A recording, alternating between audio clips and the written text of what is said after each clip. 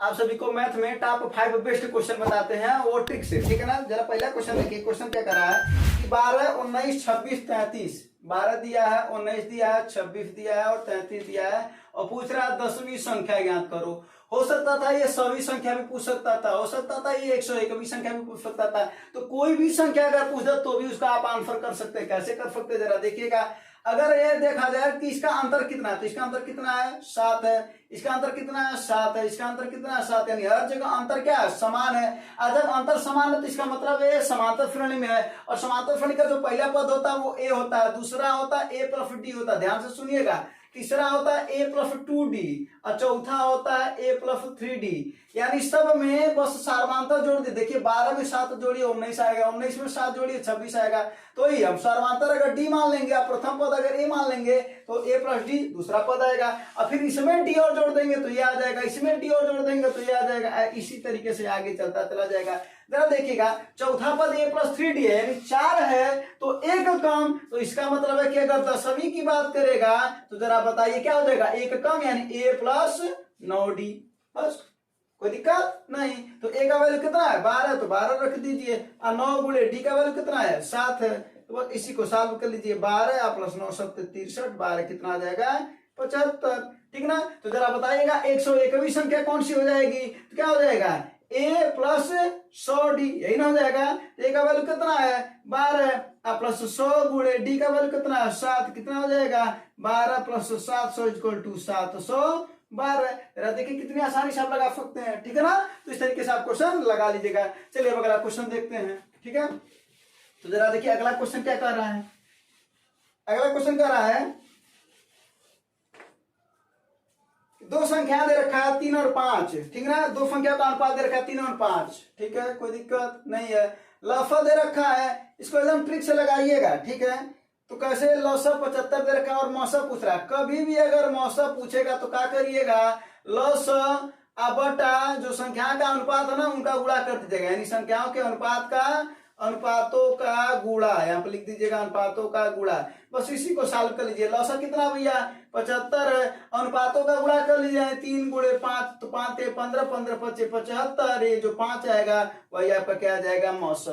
तो आप पूछेंगे क्या ये हमेशा करना है, बिल्कुल हमेशा करना है। अगर आप पूछेंगे कि क्या ये 3 अगर अनुपात दिया रहता तो भी यही करेंगे, बिल्कुल यही करेंगे। लौसा ऊपर लिख देंगे और अनुपातों का गुणा कर देंगे तो आपका क्या आ जाएगा मौसा आ जाएगा, ठीक है ना। अगर इसी के जगह पर अगर उल्टा दिया होता यानी संख्या का अनुपात दे रखा होता 3 और 5 और यहीं पर दे दिया होता मौसा अगर दे रखा होता मान लेते हैं आपका 4, तो पूछता जरा सा बताइए लौसा कितना होगा। तो लौसा ज्ञात करने के लिए जानते हैं क्या करिएगा, मौसा का और संख्याओं के अनुपातों का गुणा कर दीजिएगा, यानी अनुपातों का क्या कर दीजिएगा गुणा कर दीजिएगा, आपका आंसर आ जाएगा। यानी क्या हो जाएगा 4 गुणे अनुपातों का गुणा यानी 3 गुणे 5 कितना हो जाएगा 4 × 12 25 60, लौसा उसका 60 आ जाएगा, यानी 100 और बता दिए, ठीक है ना। तो इस तरीके से आप 60 मिनट तरफ से लगा सकते हैं। अगला क्वेश्चन देखते हैं, ठीक है। ये वाला भी क्वेश्चन इसका आंसर आ गया, इसका आंसर था 5 ना। चलिए अगला क्वेश्चन देखिए। अगला क्वेश्चन देखिए, बड़ा क्वेश्चन देखने में बड़ा लग रहा है लेकिन है बहुत छोटा, ठीक है। क्या कर रहा है, सुनैना किसी निजी कंपनी में कार्य करती है और उसकी वार्षिक आय 3 लाख रुपया है। कितना 3 लाख रुपया है। उसके पास एक नई और एक पुरानी गाड़ी है, अच्छी बात है। और उसकी आय का 5% नई गाड़ी के रखरखाव पर व्यय होता है और पुरानी गाड़ी पर नई के व्यय से 2% ज्यादा। तो सबसे पहले 5% निकाल लीजिए। तो देखिए 3 लाख है ना, क्या जाए सैकड़ा हजार 10 लाख, इसका 5% निकाल लीजिए तो कितना हो जाएगा भैया जरा देखिए 5 3 15 के आगे 3 0 यानी 15,000 रुपया हो गया उसका रख रखाव के लिए, ठीक है ना, नई गाड़ी के रख रखाव के लिए। और कह रहा पुरानी गाड़ी पर 2% और ज्यादा, यानी 2% और ज्यादा, यानी 5 पहले था 2 और हो गया, यानी कितना हो गया 7% हो गया। तो अब 7% किसका निकालेंगे 3 लाख का। तो जरा देखिए 3 लाख का 7% निकालिए तो कितना हो जाएगा जरा देखिए 7 × 21,000, यानी ये हो गया 21,000। पहले कितना खर्च हो रहा था 15,000, कितना 15,000 और अब कितना खर्च हो रहा है 21,000। तो अब टोटल पूछ रहा है कि कुल कितना खर्च होगा, ये नहीं पूछ रहा है उसका कुल वार्षिक व्यय क्या होगा। तो 15 और 21 को जोड़ देंगे तो कितना हो जाएगा 36,000 उसका पूरा खर्च होगा। कोई दिक्कत नहीं, बस जो कर रहा है उसी को आपको लगाना है, ठीक है। चलिए अब अगला फल देखा जाए। देखिए अगला फल क्या कर रहा है।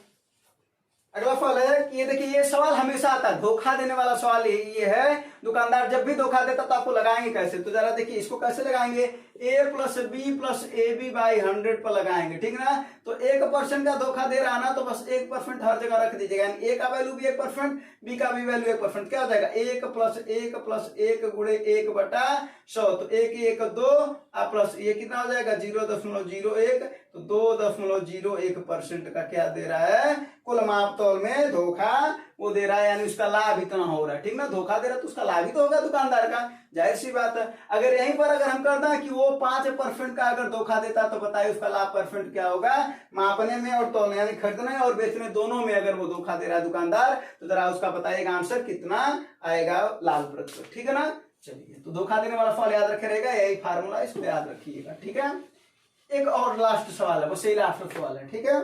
देखिए ये वाला सवाल क्या कर रहा है, त्रिभुज के कोणों का अनुपात दे रखा 1:2:3, कितना दे रखा भैया 1:2:3, और पूछ रहा है कि सबसे छोटा कोण बताओ। आपको पता है कि त्रिभुज के तीनों अंतर कोणों का कितना होता है, यानी कोण ए प्लस कोण बी प्लस कोण सी, जरा बताइए कितना होता है, तो कहेंगे आप 180 डिग्री होता है। तो ये अगर देखा जाए तो ये x हो गया, ये 2x हो गया, और ये कितना हो गया 3x हो गया, तो तीनों को जोड़ दिए तो 3 2 5 1 6, यानी 6x बराबर कितना 180, तो x बराबर कितना 30 डिग्री, यही ना।